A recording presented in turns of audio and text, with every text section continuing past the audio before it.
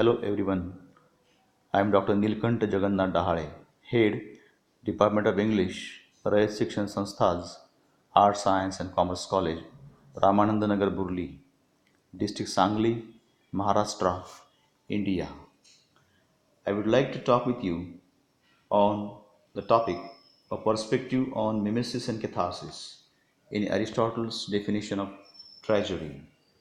Classical criticism views the literary work as an imitation or reflection or representation of the world and human life.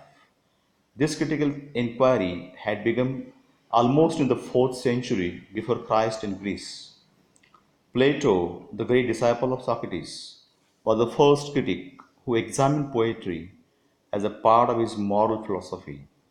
He was mainly concerned with inducing moral values in the society and seeking the ultimate truth. For him, poetry is immoral and imitative in nature. On the other hand, Aristotle, the most distinguished disciple of Plato, was a critic, scholar, logician, and practical philosopher. He is known for his critical treatises, the Poetics and the Rhetoric, dealing with art of poetry and art of speaking, respectively. He examines poetry as a form of art and evaluates its constituent elements on the basis of its aesthetic beauty. In his Poetics, 4th century before Christ, Aristotle defines poetry as an imitation, in Greek mimesis, of human actions. The poem takes an instance of human action and represents it in a new medium or material, that of words. Aristotle distinguishes poetry from other arts in terms of the artistic media, the kind of actions imitated, and in the manner of imitation. For example, dramatic or narrative. He also makes distinctions between the various poetic kinds, such as drama and epic, tragedy and comedy. He, in his treatise Poetics, provides a classic analysis of the form of tragedy. His analysis is based on the tragedies in Greek dramatists such as Achilles, Sophocles, and Euripides. His definition of the tragedy goes thus: tragedy, then, is an imitation of an action that is serious, complete, and of a certain magnitude, in language embellished with each kind of artistic ornament, several kinds being found in separate parts of the play, through pity and fear, effecting the proper catharsis or purgation of these emotions. Here we come across with the two basic terms, mimesis and catharsis. Mimesis is one of the most distinguished terms in Aristotle's Poetics. While Plato, in his book Republic, in chapter 10, used the term mimesis or imitation for the first time, he makes a difference between useful arts and imitative arts. The useful arts like medicine, agriculture, etc., serve our immediate needs, whereas imitative arts like painting, dancing, or poetry do not have such utility. They are called the fine arts. Plato was of the view that all the fine arts are imitative. They are a copy, a representation of something. They copy some ideas, appearances of things in the world outside. Poetry, being a fine art, also imitates such ideas. Plato claimed that poetry is unreal and is away from reality. It is only a replica, a blind imitation of the ideas. Here I think the word term blind is very important. And on the other hand, we have his most distinguished disciple, Aristotle, who has elaborated the term into more detail. Aristotle's theory of mimesis. There is no doubt that Aristotle inherited the word mimesis from Plato. In the Poetics, he has expressed his theory of mimesis. It is in chapters 1 to 4. Aristotle added a new meaning, a new dimension to Plato's concept. He expanded and made it comprehensive. Aristotle's Poetics is an indirect answer to Plato. He bridged a new life, a new spirit in the theory of mimesis. He proved that poetry is a process of creation. For him, imitation was not limited to outward appearance only. It was the reproduction of human nature and actions. It is a creative process. No doubt, a poet takes his material from the phenomenal in the world, but he makes something new out of it. A poet may deal with the facts from the past, from the established beliefs, or with the unrealized ideals. He transforms them into some universal and permanent characteristics of human life.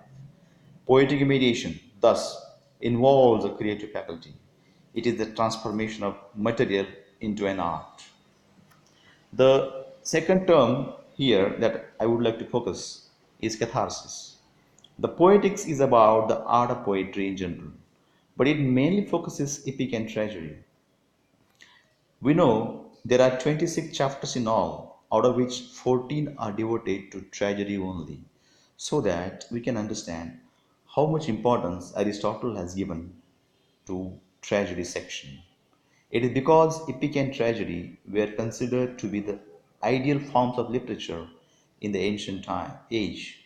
By the way, even today they are the important sectors in literature. Hence, the poetics concentrates on tragedy in particular. Aristotle's views on catharsis are found in chapters 6 and 14 of the Poetics. While defining tragedy, Aristotle uses the word catharsis for the first and the only time. He never explained it further anywhere in his writings. Catharsis is perhaps the most debated term in literary criticism all over the world. It is a word of Greek origin. Aristotle used it only once in chapter 6 of the Poetics. Unfortunately, he himself has not explained it anywhere.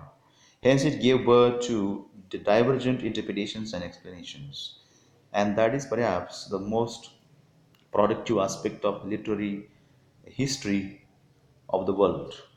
Aristotle used the term catharsis while defining tragedy. He used it in connection with the emotional effect of the tragedy on the spectators. Thus, for Aristotle, catharsis meant the effect or the function of tragedy. Different interpretations have been made, out of which the three are very famous. The traditional critics have emphasized the emotional aspect of catharsis, whereas the modern critics analyze it from the intellectual point of view.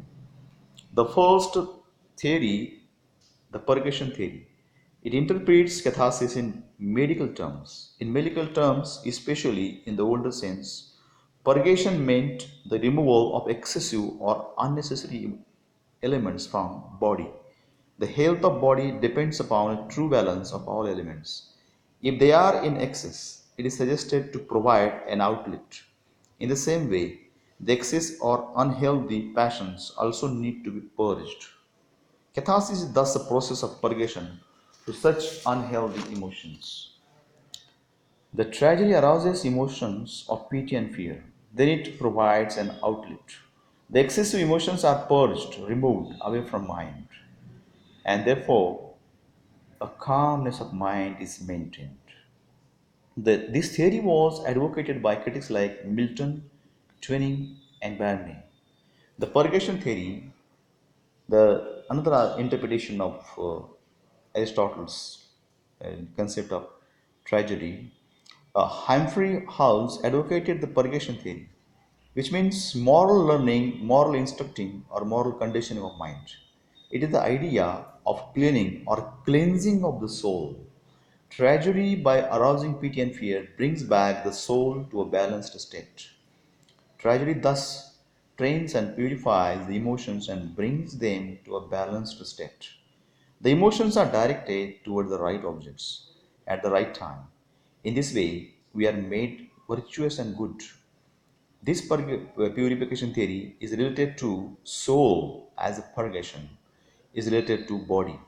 Critics like Butcher, Corneli, and Lessing have supported it. The third theory is clarification theory. It is the uh, it is advocated by critics like Leon Golden, O.B. Hydison, and G. Ells. They think that Aristotle was mainly concerned with the intellectual effect and not the emotional effect of tragedy. Tragedy is concerned with the spectator's understanding of the events of plot. A tragedy presents some universal truths of human life through particular events and characters. Watching a tragedy gives us joy, pleasure. It is called the aesthetic pleasure.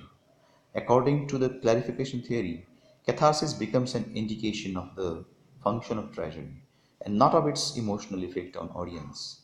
It leads to an understanding of the universal law that governs the universe. Catharsis thus turns to be an intellectual process.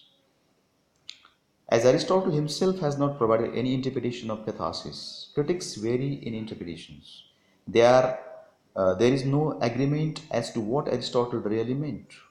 The theories like purgation and purification relate catharsis to the psychology of the audience. The clarification theory seems to be more acceptable because it focuses on the work of art and not the audience. It is to be noted that Aristotle was writing on the art of poetry and not on psychology of the audience. In the last resort, I would say that literary theory mainly concerns with ideas as such. I mean to say that it is a history of ideas in a way. My conclusion would be that the one who wants to be a true student of literature or poetry, as it was called so in ancient times, he or she must consider this area in parallel happening with the history of times and also the history of civilizations as well. Otherwise, could the true interpretation of literary ideas be possible to float on the surface of the sphere of critical theories in the present scenario? I thank you.